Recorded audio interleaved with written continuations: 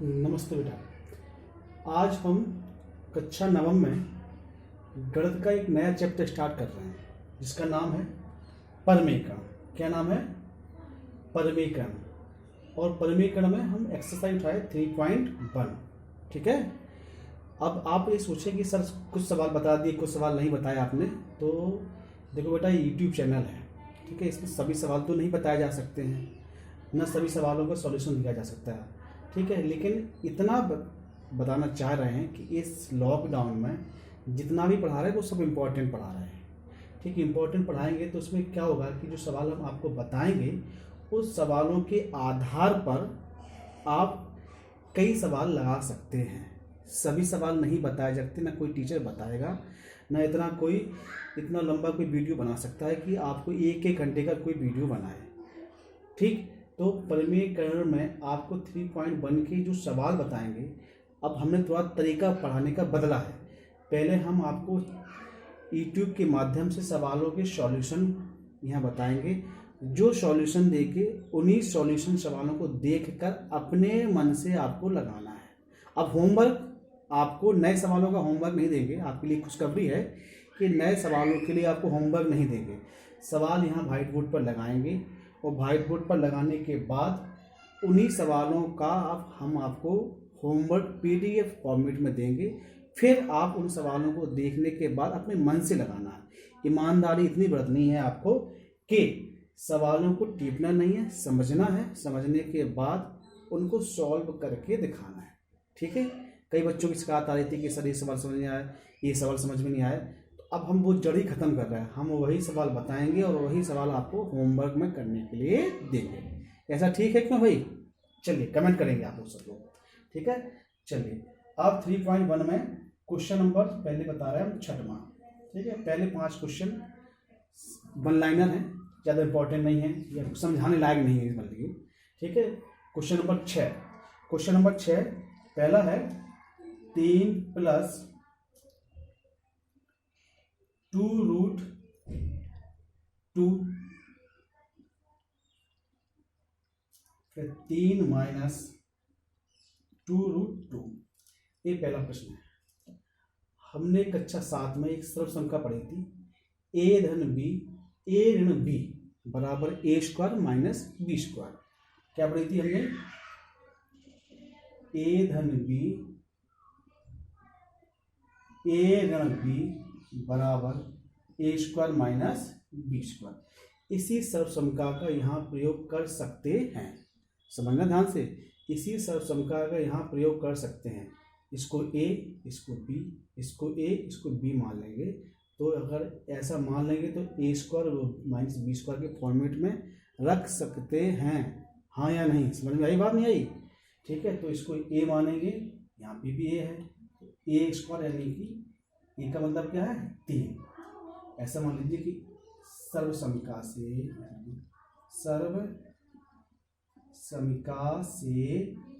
a बराबर 3 और b बराबर 2√2। सर्वसमीका से a बराबर 3 और b बराबर 2√2 रखने पर, या सर्वसमीका में बोलिए, सर्वसमीका में a बराबर 3 और b बराबर 2√2 रखने पर, इतने में रखेंगे। मान ध्यान में, इतने में, इतना तो दिया ही है आपको, इतना तो यहाँ पे दिया ही है। आपको रखना कितना है? a² - b² में मान रखना है, दिख रहा है पीछे, ठीक है। क्या रखना है? a² और b² में मान रखने हैं, ओके। तो a² जमा a पे क्या आएगा? 3, तो बराबर 3 पे घात 2 माइनस b का मान कितना रखना है?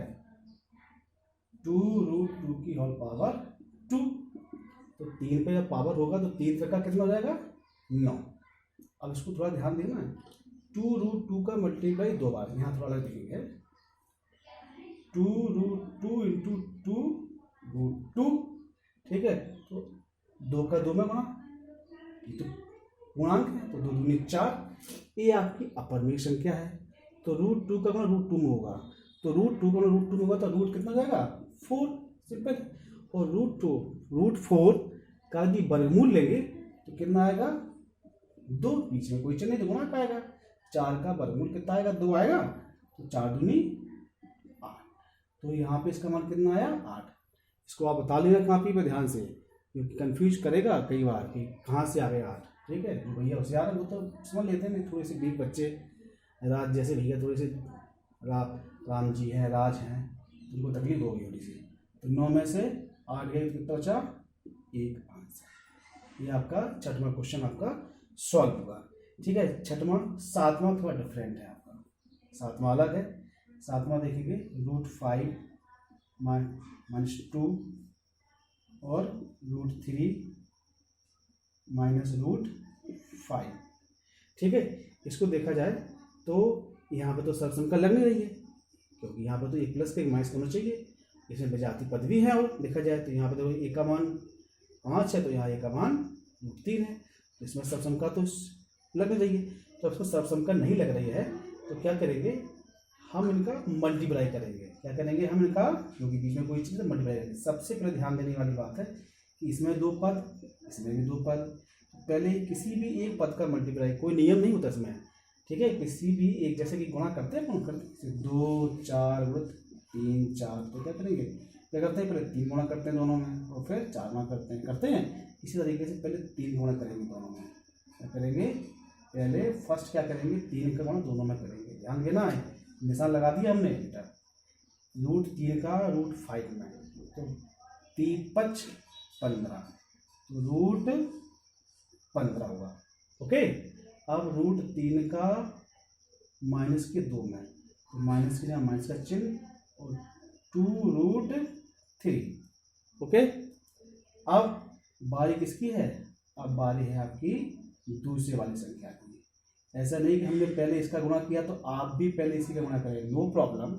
आप इसका पहले गुणा कर दीजिए, इसका पहले गुणा कर दीजिए। इसमें ऐसा कोई रूल्स नहीं होता है कि किसी भी संख्या का गुणा कर सकते हैं।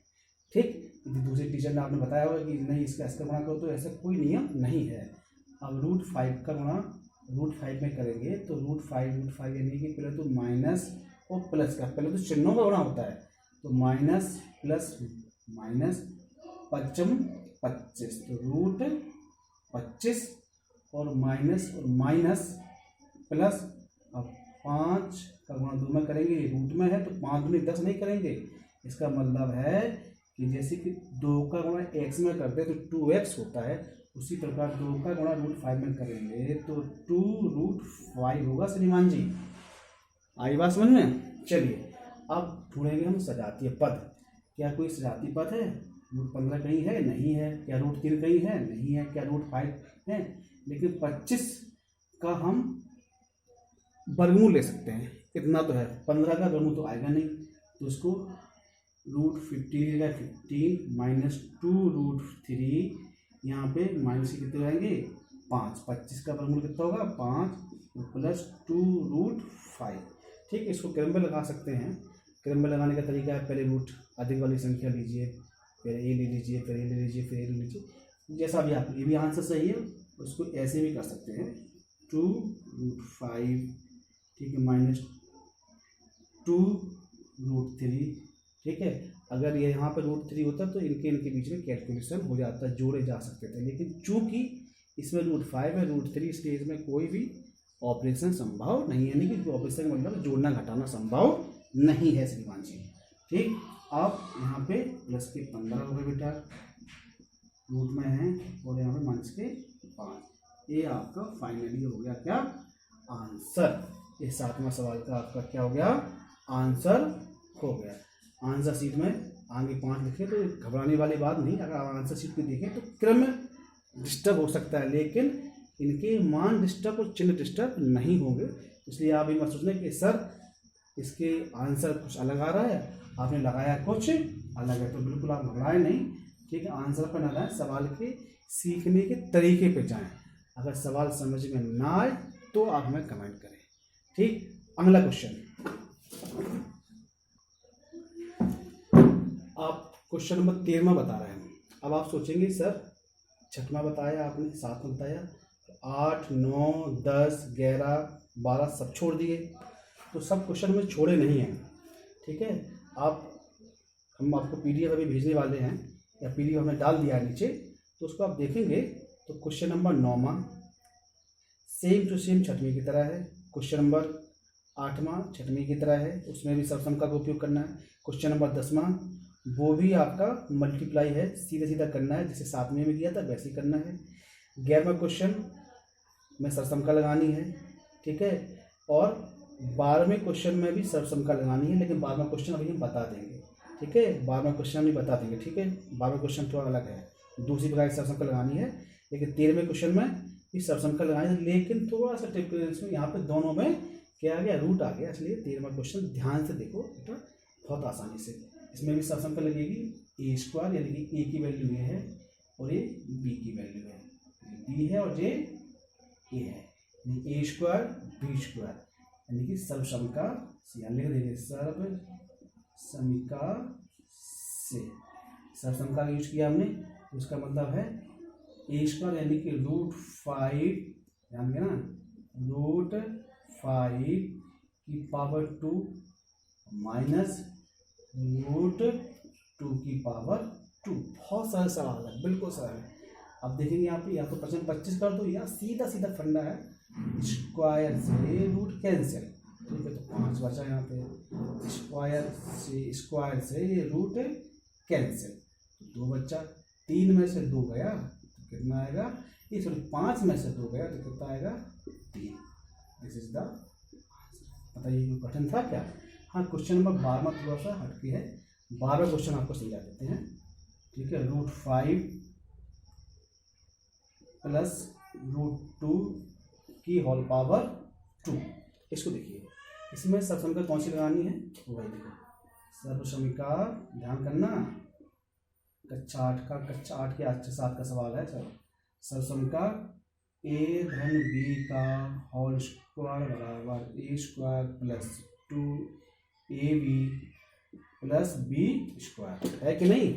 अब a का मान 5 और b का मान √2, ये a का मान है बेटा, ये इतने में मान रखना है, इतने में मान, ध्यान देना, यहाँ पे a की जगह पे √5 और b की जगह पे √2, ध्यान करना है, यहाँ उंगली रखे ना, यहाँ उंगली रखे रहो और यहाँ मान को ले लो, a की जगह पे √5 तो √5 की होल पावर 2 प्लस 2 गुणित a का मान √5, b का मान √2, बीच में कोई चिन्ह नहीं तो काय का चिन्ह आएगा राम जी भैया, गुणा का है, प्लस b का मान √2 की होल पावर 2। अब इसको कैलकुलेट करेंगे, वही जो क्रिया यहाँ बनाई थी, a कंप्लीट 5 बन जाएगा, काटना नहीं है बेटा, ठीक है। यहाँ √2 बन जाएगा, ये कंप्लीट 2 है, इतना देना है इसको, ठीक है। यहाँ गुणा करना पड़ेगा तो प्लस के 2, 5 दूनी 10, तो √10 और प्लस कंप्लीट 2, 5 और 2 जोड़ जाएंगे तो 5 और 2 7 धन 2 √10, और ये आंसर है। अब इच्छा है कि आप सभी भैयाओं को क्वेश्चन समझ में आ गए होंगे और ज़्यादा लोड नहीं लेना है, बस क्या करना है, वीडियो को ध्यान से देखना है, एक बार देख लीजिए। अच्छे भैया जो होंगे वो एक बार देखेंगे, जो थोड़े से वीक बच्चे हैं जो पहली बार क्लास पढ़ रहे हैं तो वो 2 बार देख लें, ठीक है। देखें, फिर भी यदि समझ में नहीं आए तो हमें आप व्यक्तिगत कॉल करके बता दें कि चार जी ये सवाल ज़्यादा कठिन था, तो हमारा समझ में नहीं आया, तो हम उसको फिर दूसरे तरीके से भी और भी सरल तरीके से इसको लगाने की कोशिश करेंगे। प्रयास है एक छोटा सा कि आपके जहन में एक सवाल घुस जाए, ठीक है। लेकिन फिर भी यदि समझ में नहीं आता तो फिर फ़ोन करके आप बता दीजिए। इस कुछ ध्यान करना है, ये वीडियो हमारा जो हमने आपको लिंक भेजी है व्हाट्सएप पे, इस लिंक को आप यूट्यूब पे जाकर देखेंगे और सब्सक्राइब जरूर करेंगे और लाइक का बटन, अगर समझ में आया तो लाइक बटन दबा दिया करो, ठीक है। तो वीडियो पूरा देखा करो, अधिक से अधिक लोगों को शेयर भी करो, जिससे और बच्चों का भी लाभ हो। अब इसी से संबंधित हम कुछ सवाल दे रहे हैं होमवर्क में, तो उस होमवर्क को आप करेंगे और होमवर्क करने के बाद, ठीक है, सभी लोग फोटो कॉपी के रूप में या उसको फ़ोटो खींचकर हमें सेंड करेंगे और फिर बताएंगे कि सर अभी भी ये सवाल समझ में नहीं आए या आप सवाल समझ में आ गए, कैसे आए, कितने अच्छे आए, बताएंगे। हमारा भी थोड़ा उत्साहवर्धन होता है, इसलिए आप ध्यान करेंगे कि हमारी उत्साह बढ़ाएंगे। हम आप जब प्रयास करें तो आप भी थोड़ा सा प्रयास करें और हमारा भी सपोर्ट करें। धन्यवाद।